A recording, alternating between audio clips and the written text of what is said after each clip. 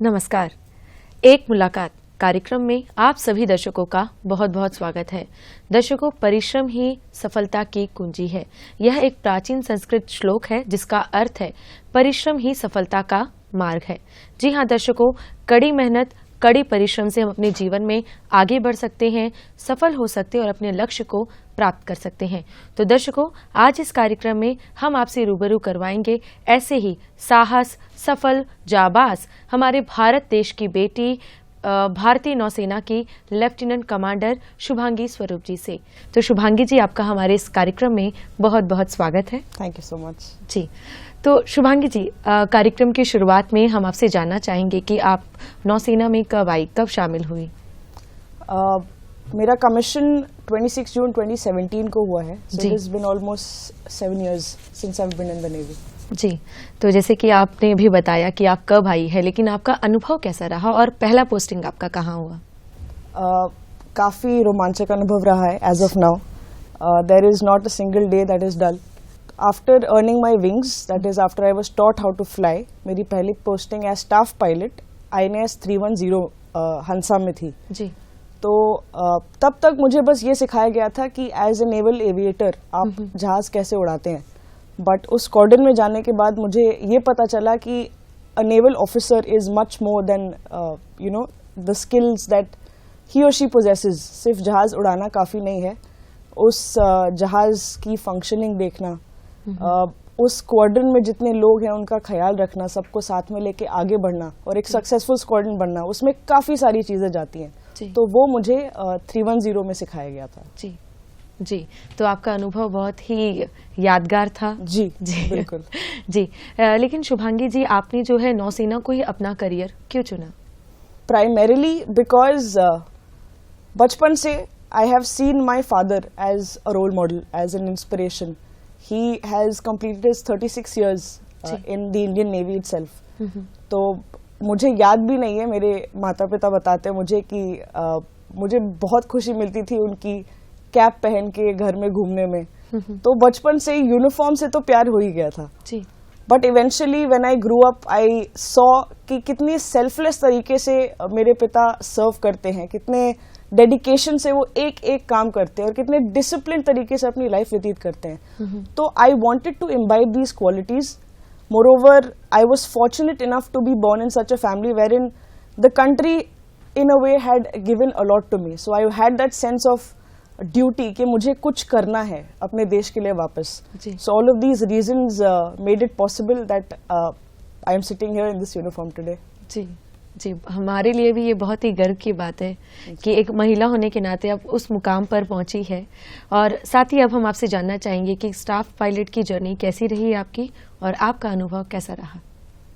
As a staff pilot, a normal day would include going for a mission sortie, thereafter coming back, taking care of everything on the ground as well that goes into functioning of the squadron. चाहे वो हमारे sellers हो, हमारे colleagues हो, हमारे seniors हो, जो भी टास्क आता है हमें वो कंप्लीट करना पड़ता है। It is a new learning every day, a new situation given to us every day, and it is only been a very amazing learning experience. I have grown as a person, I have grown as an individual. मेरी personality in these 7 years has transformed completely, and that is all because of the portfolio and the responsibility instilled upon my shoulders. So I think I was fortunate enough to have this portfolio and I think I've been doing it justice. जी जी। तो अब हम आपसे जानना चाहेंगे कि आपने anchor और overall order of merit में अर्जित किया है, तो आपका अनुभव कैसा रहा, आपकी जर्नी कैसी है इस पर, और साथ ही हम जो हमारे युवा हैं उनको इसके बारे में ज़रा विस्तार से बताइए। तो बचपन से मेरा एक ही उसूल रहा है जी, जो करो अच्छे से करो वरना मत करो। So as a student my aim was कि मैं पढ़ाई अच्छे से करूं, जितने भी स्पोर्ट्स हैं उनमें अच्छे से पार्टिसिपेट करूं, and result was never my focus or aim कि मुझे फर्स्ट आना है। I just had the aim कि कल जैसे मैंने किया अगले दिन मैं उससे ज़्यादा अच्छा करूं। So that has been my motivation, that has been the driving force into any task that I do. And the same continued when I grew up, joined the forces. I tried to give my best. I did everything in my power to be better every single day. and the results followed, and I'm grateful for that. जी, तो दर्शकों हम आपको बता दें कि taekwondo एक पारंपरिक कोरियाई मार्शल आर्ट है।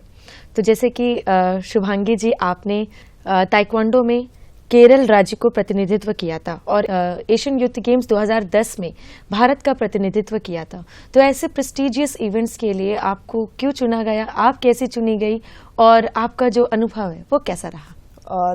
This takes me back to my third standard, जब समर कैंप में ताइक्वांडो सिखाया जा रहा था और मुझे काफ़ी रुचि थी ये नया स्किल सीखने में, plus I had support of my parents. वहाँ जाके पता चला कि I am able to pick it up fast. My coach was very brilliant, he also took interest, he recognised, he saw some talent in me and he invested in that. उन्होंने काफ़ी मेहनत की मुझ पे एंड उनकी मेहनत देख के मुझ में मोटिवेशन आया कि मैं भी अपना जी जान लगा के ये एक कला सीखने की कोशिश करूं। And it so happened that as years progressed I was able to represent first my school, then the district, then the state, and eventually 10th standard में आके I was selected for Asian Youth Games as well. Boards थे तो नहीं जा पाए, but it was an amazing feeling to learn this. It gave me a sense of confidence, एक sense of independence, and it made me grow a lot as a person. जी जी, तो शुभांगी जी, एक खिलाड़ी के जीवन में जो कोच होते हैं, जो उनको खेल सिखाते हैं, उनकी क्या भूमिका होती है? काफ़ी महत्वपूर्ण भूमिका होती है उनकी, बिकॉज एक बच्चा जो नहीं जानता एक पर्टिकुलर स्पोर्ट के बारे में, उसकी करेक्ट टेक्निक, उसमें और बेहतर करने के लिए क्या क्या लगता है, कितनी ट्रेनिंग लगती है, वो सब एक कोच ही सिखाता है। और as any student is suppose to listen to their guru devoted manner, मैंने वही किया एंड जैसे मेरे कोच बोलते गए वैसे मैं करती गई and it so happened that I picked up the sport well. जी, जैसे कि अभी हमने आपके जीवन में ताइक्वांडो बहुत ही महत्व रखता है, अभी हमने बात की, लेकिन इसके अलावा आपको किसी और खेल में या किसी और चीज में रुचि है, कुछ और शौक है आपके? जी, I was very curious as a young kid. मैं देखती थी आसपास लोग तरीके तरीके के स्पोर्ट्स खेलते हैं, badminton, table tennis, tennis, squash and water sports. तो I always had the curiosity कि ये कैसे खेला जाता है, अगर मैं खेलूँ तो क्या मैं पिकअप कर सकती हूँ। तो I had the opportunity of trying my hand at all of these sports and it so happened that I was able to pick up. तो it has been, all racket sports have been a part of my life growing up. And additionally 8th standard में मेरे पापा ने मुझे bike चलानी सिखाई थी जी, and it has become a major part of my life now and I make sure that I try to kilometres on my bike wherever I go and it brings in a separate sense of joy in me. Additionally संगीत और musical instruments, again curiosity कि इनमें से आवाज़ कैसे आती है और आप सुर कैसे पकड़ते हैं, या फिर आपने गाना सुना तो आप उसे वेरियस इंस्ट्रूमेंट से कैसे बजा सकते हैं। तो इस सब की क्यूरियोसिटी को और बढ़ावा देते हुए मैंने यूट्यूब से बहुत सारे इंस्ट्रूमेंट्स पिकअप सीखना चालू किए। तो थोड़ा थोड़ा गिटार या फ्लूट, वायलिन, ये सब मैंने नो वॉइस लेवल पे पिकअप किया और एट फ्री टाइम ये मुझे काफी सेटिस्फैक्शन देता है। जी जी जी। क्या अब आपको जो है अपने हॉबीज और अपने पैशन को पूरा करने का समय मिलता है? एज अ किड ज्यादा जिम्मेदारियां नहीं होती, काफी फ्री वक्त होता है, तो उस समय one can do whatever they want जी। But as we grow up जिम्मेदारियां बढ़ जाती हैं, वक्त थोड़ा कम हो जाता है, but it is up to us, वक्त निकालना पड़ता है। और अगर आपको कोई चीज पसंद है तो उसके लिए वक्त निकालना उतना मुश्किल नहीं होता। मोरोवर एक बैलेंस मेंटेन करने के लिए हॉबीज परसू करना और उन्हें कंटिन्यू रखना काफी जरूरी है मेरे हिसाब से। तो अब हम जानना चाहेंगे कि प्रत्येक व्यक्ति को मार्शल आर्ट सीखना क्यों जरूरी है और खासकर लड़कियों को या महिलाओं को मार्शल आर्ट सीखना कितना जरूरी है? As a personal experience I was not very confident. एक बच्चा जब घर से निकलता है उसने दुनिया कम देखी होती है, तो when I was introduced to this class and I was able to travel different parts of the country by the virtue of this, I saw that my coach has confidence in me, my parents have confidence in me, they are able to let me go freely out in the world and experience it. So this brought in confidence in myself. मुझे खुद पे भरोसा बढ़ा, sense of independence बढ़ी. Plus discipline is a part of any sport. अगर आप किसी भी, not just sport, किसी भी चीज़ में अच्छा करना चाहते हैं तो discipline and practice is required. So all of these things are enhanced. Not just in taekwondo but any sport, but taekwondo more so because it brings in a different level of self-reliance which is required in women these days. खुद पे भरोसा रखना काफी important है. जी जी जी. और जो प्रत्येक व्यक्ति है उनके लिए कितना जरूरी है ये?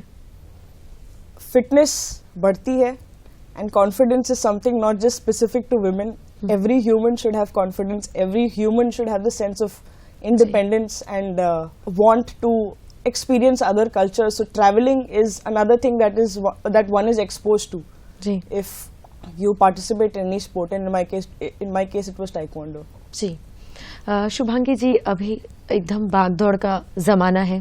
सभी माता पिता चाहते हैं कि हमारे जो बच्चे हैं वो अपने जीवन में आगे बढ़े, कुछ बन जाए. लेकिन बहुत सारे माता पिता हैं जो बच्चों को फोर्स करते हैं कि तुम सिर्फ पढ़ाई करो, अपना करियर बनाओ. लेकिन कुछ लोग हैं जो खेल जगत में भी अपना नाम बना रहे हैं, आगे आ रहे हैं. तो हम आपसे जानना चाहेंगे कि पढ़ाई के साथ खेल भी कितना ज़रूरी है, और अपने हमारे जो माता पिता हैं, जो अभिभावक हैं, उनको क्या कहना चाहेंगे? Again, as personal experience, I can only say or comment upon the upbringing that I was given, and it was the best that I could have asked for. Wherein मेरे माँ बाप ने मुझे ये कभी नहीं बोला कि बेटा पढ़ो. वो अंदर से इच्छा आई कि हाँ पढ़ना चाहिए, अच्छे से पढ़ना चाहिए. प्लस आसपास फैसिलिटीज़ थी तो मैंने स्पोर्ट्स भी पिकअप किए, और उससे मुझे ये समझ आया कि it is a very nice stress buster. आपका माइंड एक्टिव रहता है, और उससे सिर्फ आप एक क्षेत्र में अच्छे नहीं, आप हर क्षेत्र में अच्छे हो रहे हो. You are learning many things with the help of being good at studies and also being good at sports. So it is required for an all round development. Moreover parents सिर्फ एक जरिया बन सकते हैं एक बच्चे के ऊपर चढ़ने का. बच्चे को किस दिशा में ऊपर चढ़ना है वो उस पे छोड़ देना चाहिए. जी जी.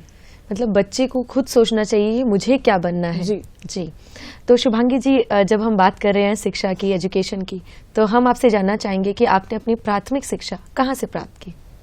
I was fortunate enough to undergo my primary and secondary schooling in Navy Children School, Kochi, and उस primary schooling is a very critical part of the molding of a human being. उस as में हम एक गीली मिट्टी की तरीके से होते हैं, एंड उसे जैसे आकार दिया जाए वो वैसे ही रहता है for the rest of the adulthood. तो I was very lucky to have the right set of teachers who moulded me well, and hence primary schooling is very very important for shaping the future of the child. और इसके बाद आपने अपने आगे की पढ़ाई कहाँ से की? ग्रेजुएशन किस क्षेत्र में किया? मैंने बीटेक किया है बायोटेक्नोलॉजी से from Vellore Institute of Technology. जी. ये तमिलनाडु में है. And biology always was a fascinating subject for me, and it never took much effort but had all my interest all the time compared to all the other subjects. And had it not been the forces, I would have done something in the field of biology itself. जी. And hence I'd selected biotechnology जी. as a subject. जी. Graduation के बाद आपने अपने लिए कौन सा करियर चुना था? ग्रेजुएशन के बाद मुझे फोर्सेस में ही आना था, और ये ग्रेजुएशन से काफ़ी पहले मैंने ये निर्णय ले लिया था कि my primary focus or the first aim would be to serve the country in be it in any uniform, army, navy or air force. तो शुभांगी जी, हमें पता चला है कि आप एक एनजीओ से भी जुड़ी हुई थी, तो आप उस एनजीओ में क्या कार्य करती थी, अपनी क्या सेवाएं देती थी? In second year of college, मैं और मेरे दोस्त over the weekend हम आसपास के orphanages जाते थे in Vellore, and we realized that the kids out there वो स्कूल जाते थे, म्युनिसिपल स्कूल्स जाते थे, बट उनका मेन एम होता था mid day meals, not the quality of education. And that वो कहीं घर कर गया था मुझ में कि अगर इस एज में आप सही चीज पे फोकस नहीं कर पा रहे due to any reason, it will not let you shine to your fullest potential. So हमारी ये कोशिश थी कि हम ऑर्फनेजेस को अडॉप्ट करें, उधर के बच्चों को हम सही शिक्षा दे पाएं. हमने उनका करिकुलम बनाया in the subjects of English, mathematics and science. And हमने वॉलंटियर्स अपने एनजीओ में लिए जो हर दिन 3 घंटा अपना वक्त निकाल के स्कूल में जाके बच्चों को पढ़ा सके. Additionally I was the PR head of the NGO, तो मेरी एडिशनल रिस्पॉन्सिबिलिटी थी to collect funds for or sponsors for any functioning that is going on as part of the NGO. So in addition my responsibility was to organise camps. अभी orphanage की 4 दीवारियों में उस बच्चे को नहीं पता कि क्या क्या पॉसिबिलिटीज हैं लाइफ में, तो वो एक गैप ब्रिज करना from the orphanage to the possibilities outside, that was the aim of the camps जो हम कंडक्ट करते थे, जिसमें various professionals of various fields used to come और वो बच्चों को अवगत कराते थे कि आप टीचर भी बन सकते हैं, आप डॉक्टर बन सकते हैं, आप पायलट बन सकते हैं, आप साइंटिस्ट बन सकते हैं. तो बच्चों को हम प्रोत्साहित करते थे कि वो बड़े सपने देखें जी. और हमारा काम होता था उनको वो सपनों से अवगत कराने में हम सपोर्ट कर सकें. जी जी. तो शुभांगी जी, आप एक डिफेंस बैकग्राउंड से बिलोंग करती हैं, जी. तो यह आपके करियर को संवारने में आपको कैसी मदद मिली इस बैकग्राउंड से आते हुए? I have tried to imbibe the work ethic of my father from the very get-go. The sense of duty, the sense of discipline, and the selfless way of working has always motivated me. It has always been there from my childhood. I all to the upbringing that I was given, and that was by the virtue of my father serving in the Indian Navy. जी. तो शुभांगी जी, आप भारतीय नौसेना से जुड़ी हुई हैं और भारतीय नौसेना की ऐसी कौन सी खास बात है जो सबसे ज्यादा आपको पसंद आई? Because I'm a naval officer, each day is a new challenge, each day is a new learning experience, and because of that, for the past 7 years, I've grown in ways I thought was not possible. So that I owe to the Indian Navy, and that is what I'm grateful for. जी. तो शुभांगी जी, हमारे जो बहुत सारे दर्शक हैं उनमें युवाओं भी होंगे, तो हमारे जो युवा दर्शक हैं उनको आप उनके करियर को बनाने के लिए या संवारने के लिए क्या कहना चाहेंगी और खासकर किन महत्वपूर्ण पहलुओं को ध्यान देकर करियर को आप प्लानिंग करना चाहिए? अलग लोगों के अलग नजरिए होंगे कि उन्हें क्या काम करना है, क्यों करना है. जी जी जी. I can only talk about myself कि मैंने क्या क्या फैक्टर्स दिमाग में रखे टू चूज अ करियर. जी. वन वॉज नई चीजें सीखने की चाह, दैट कि मुझे हमेशा कुछ नया सीखने को मिले.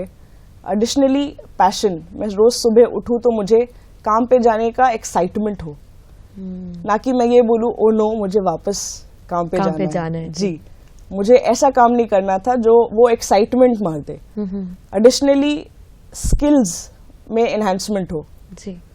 And all-round development of personality also was a primary role. जी. And sense of satisfaction at the end of the day कि हाँ आज कुछ meaningful काम किया.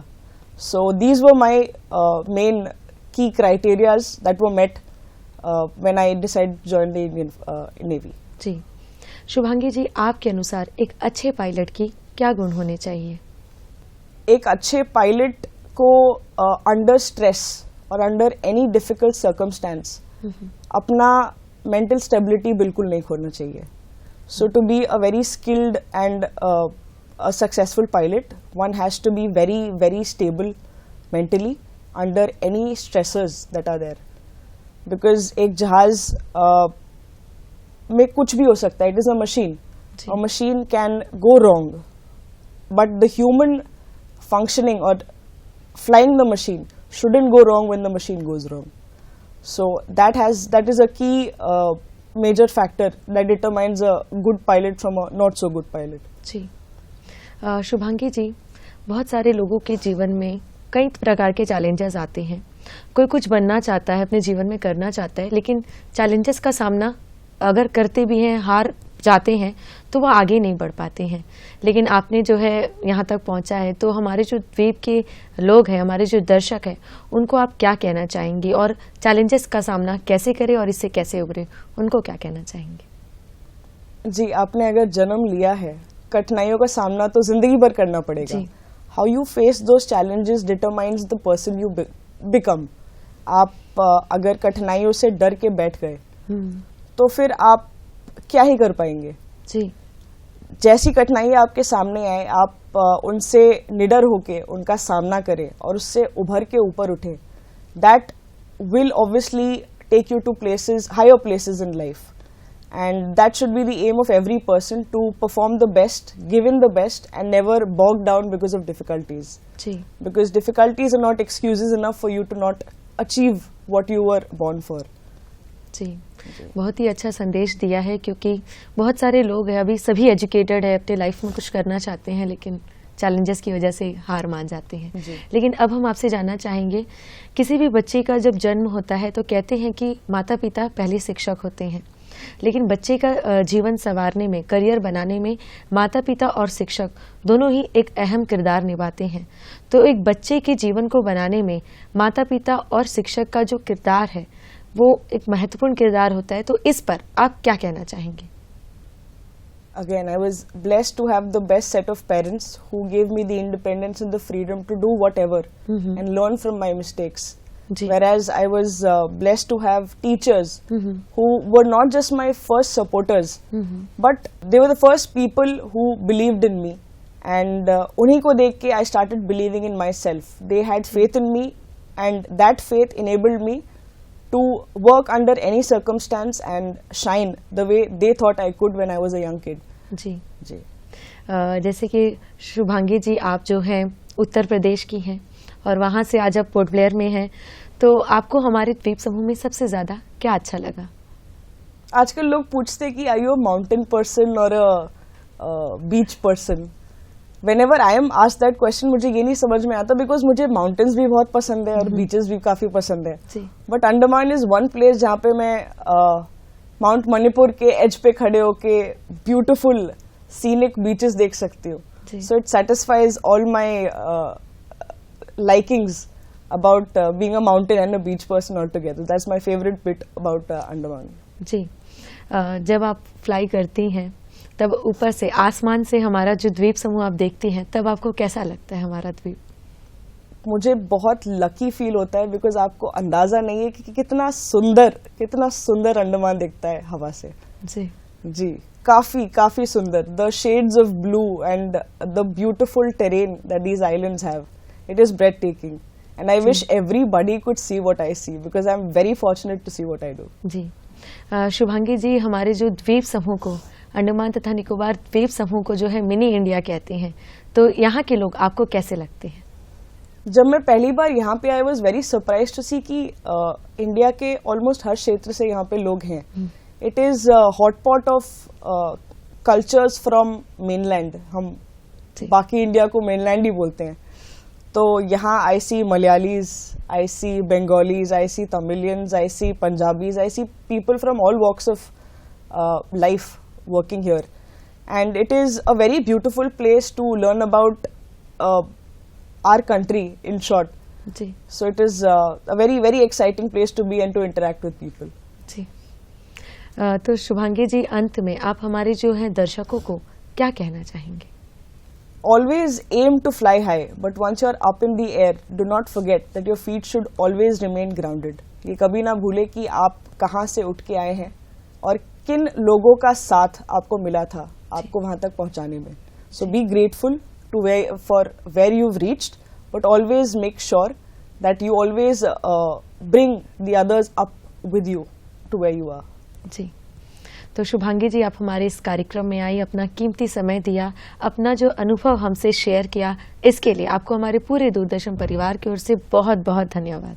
Thank you for having me. जी, तो दर्शकों, हम उम्मीद करते हैं कि आज के इस कार्यक्रम से आप जरूर लाभान्वित हुए होंगे.